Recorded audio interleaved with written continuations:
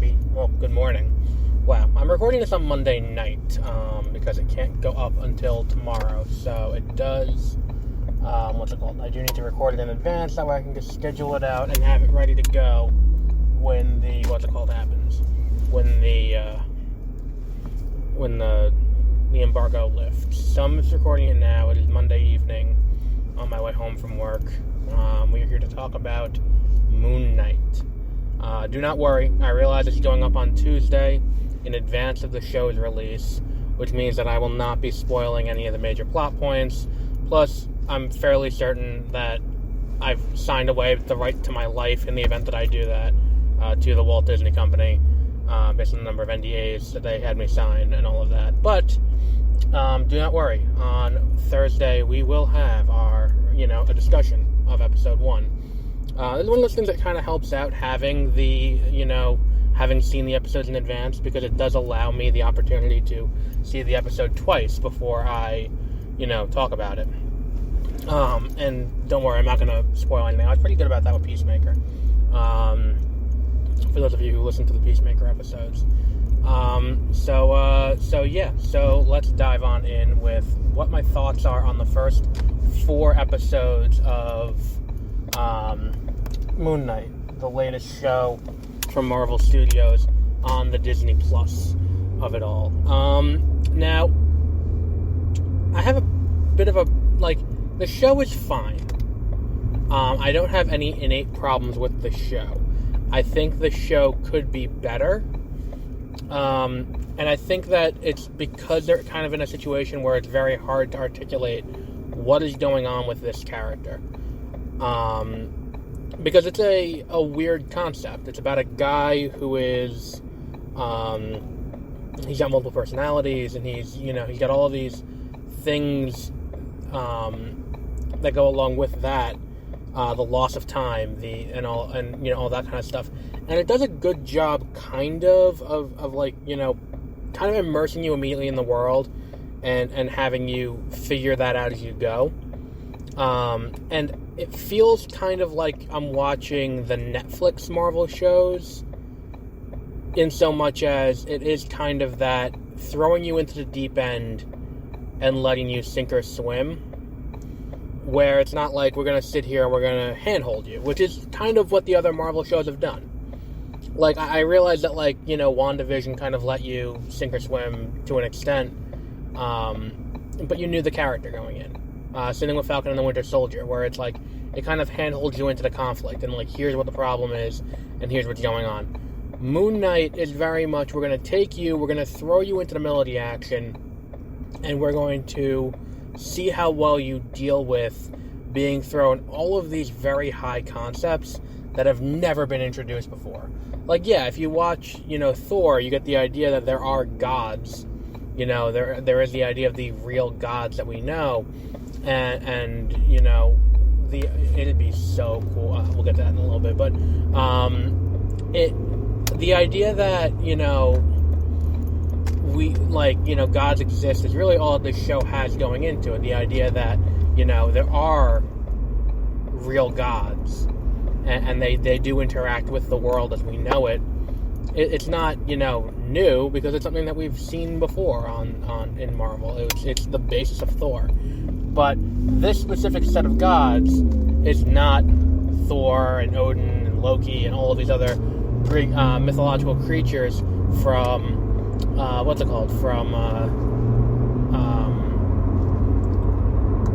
from Norse mythology. At the same time, it's also not, if you look at if you look at how they kind of handled the Panther Goddess, where it's like the Panther Goddess, they kind of explain to you what you need to know. The role of Khonshu and Amit and all of these other, Egyptian gods, which feels weird to say in a non-Yu-Gi-Oh context, but all of these Egyptian gods don't exactly have explanation going into it, and it kind of is just figure it out. And it's not a bad thing, because the way that the confusion kind of plays into the whole conflict around Stephen Grant and Mark Spector and Moon Knight all kind of occupying the same body, Although it would like be a little bit clearer if that was the case, where it was kind of a little bit more, like a little bit more hand-holding would be nice for people who haven't read the comics. Because like if you've read the comics, you kind of have a sense of what's going on, or if you've read a Wikipedia page, or you've done like a little bit of back research going into it, you probably won't be lost. But if you're someone who's going into it blind, you probably will. And the thing is too, it's like there is a lot of time spent, too much time, I would say, spent with Stephen Grant, and like this idea of what's going on with Stephen Grant. It's like I say it's similar to if you've watched Iron Fist, where, you know, Iron Fist, the first few episodes, there's a lot of time devoted to like, oh, I'm Danny Rand. Oh no, you're not Danny Rand. You're obviously an imposter. Danny Rand is dead. And it's like, well, no, we know he's Danny Rand. We know who he is. Now, this is not that egregious where it's like, look, we're not going to sit here and debate over who, you know, is he Stephen Grant, or, you know, is he actually Moon Knight? Like, the show is pretty quick to dispel the idea that he is fundamentally not who he believes he is. Like, that's pretty quickly eliminated from the conversation, and I think that works to the benefit of the show, but it's still too much of that for my take, because I don't like when a show makes the show play catch up to what I already know. I'm watching a show called Moon Knight. I'm watching a show called Iron Fist. I'm watching a show called Moon Knight. I'm assuming that this character is going to be there. Just give me that character and let's call it a day. The fighting is great. A lot of really great action sequences in this show.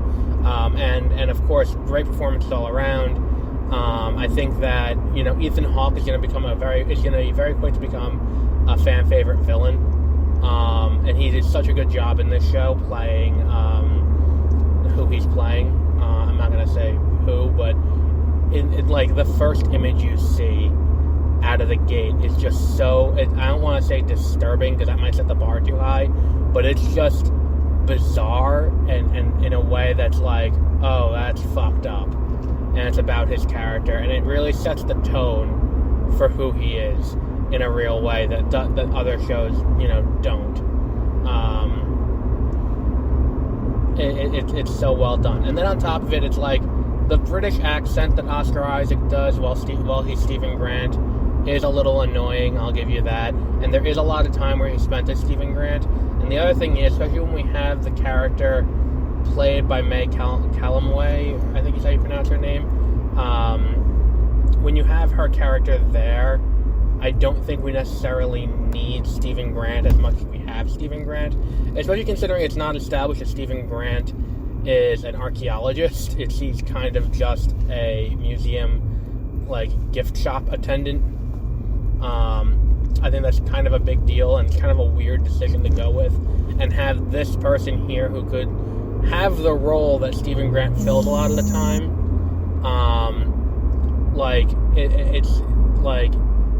It is just kind of a silly thing to me. So like looking at broadly what's going on with this show, I think that, you know, I think it's going to be a harder sell than a lot of Marvel's other shows, in a way that, like, there is no established fan base going into this. I mean, besides the established fan base of Marvel Studios and their various projects, or the established fan base of, the established fan base of, say, Moon Knight fans who read comics. I don't think you're going to have necessarily a huge thing that's like, oh, well, this character ties into the Avengers or anything like that. Like, the trailers don't even have that moment where it's like, you know, the Eternals trailer has the, with Sprite going, you know, with Captain Rogers and Iron Man dead, who's going to lead the Avengers now? Like, to at least say, oh, this is in the same world, like, that, this show doesn't have that, and from what they've shown of the 5 episodes, they have not illustrated that they are moving in that direction. To have that as a thing that they can lean on. there is no big and deep connection to the Marvel Cinematic Universe out of the gate, which is fine, and I'm fine with that. Like, Eternals works in its own little bubble, where it's like, we're not going to look at the broader universe. I think that it's kind of interesting that they're doing this, and look, there's always a chance later on that another character shows up in episode 5 or episode 6, which I haven't seen. There's always a chance that, like, Blade shows up, or, Doctor Strange, or one of these other characters.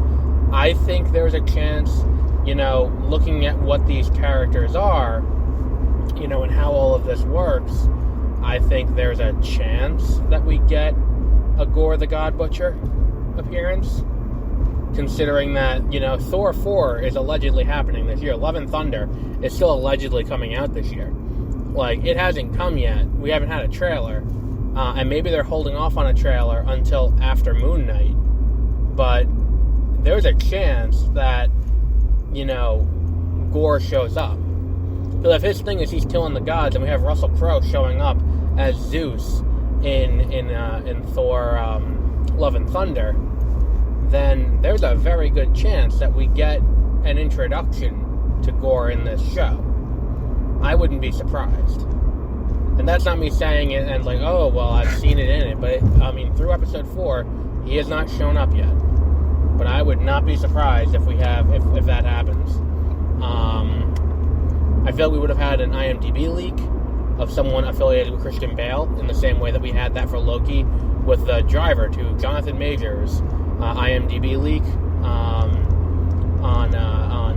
Loki. But I think that by now we would have gotten something if that was the case.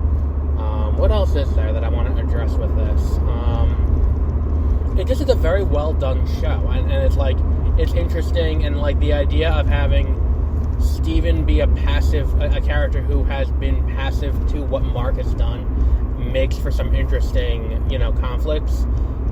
Especially since now Steven is kind of the dominant force a lot of the time. But I would just like some development as to where Steven picked up all of this ancient Egyptian mythology knowledge.